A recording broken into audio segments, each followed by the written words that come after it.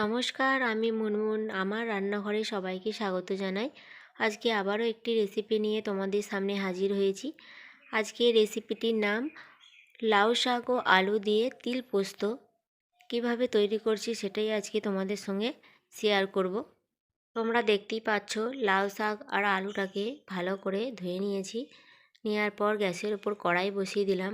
কড়াইয়ের মধ্যে আমি 1 টেবিল চামচের মতন সর্ষের তেল দিয়ে দিলাম। সর্ষের তেলটা গরম হয়ে আসলে এর মধ্যে ধুয়ে রাখা আলু ও লাউ শাকের ডাঁটাগুলো প্রথমে 1 চিমটে লবণ দিয়ে হালকা করে ভেজে নেব।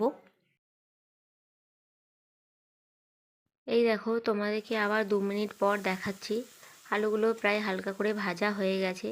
এরপর কেটে রাখা শাকগুলো এর মধ্যে দিয়ে আরও 1 চিমটে লবণ দিয়ে শাকগুলোকে ভালো করে হালকা হালকা করে আরও একবার ভেজে নেব।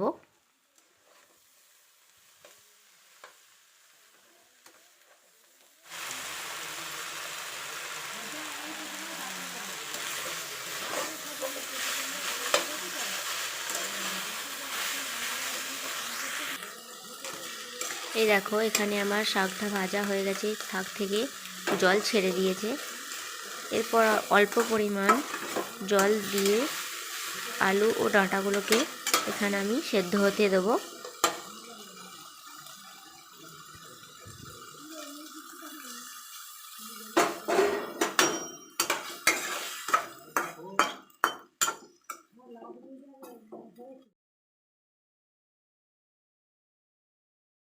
অন্যদিকে আলু ও ডাঁটাগুলো সেদ্ধ করতে দিলাম।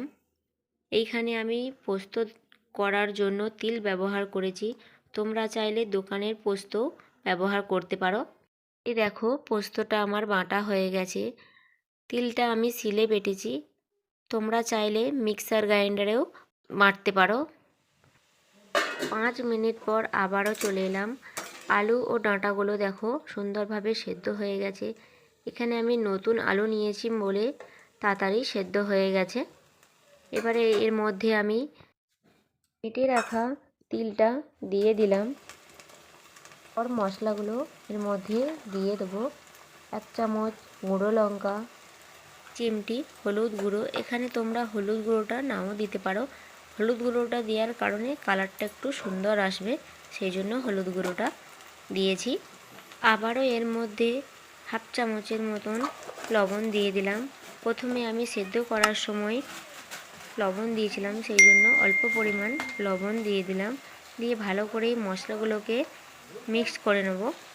ও স্বাদ মতন চিনি দিয়ে দিলাম। আপনারা আপনাদের স্বাদ অনুযায়ী চিনি ব্যবহার করবেন বা নাও দিতে পারেন।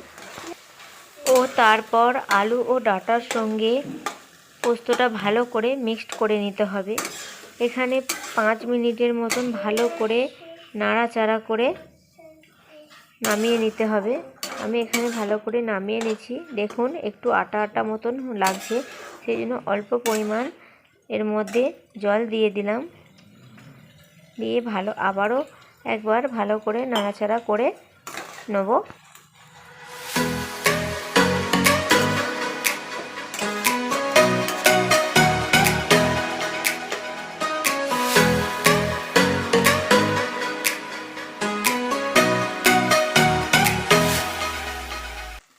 এই দেখো, এখানে আমার লাউ শাকের পোস্তটা হয়ে গেছে।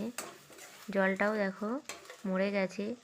নামানোর আগে সর্ষের তেল দিয়ে নামালে আরও খেতে সুন্দর হয়। আমি এখানে সর্ষের তেল দিইনি, তোমরা চাইলে দিতেও পারো।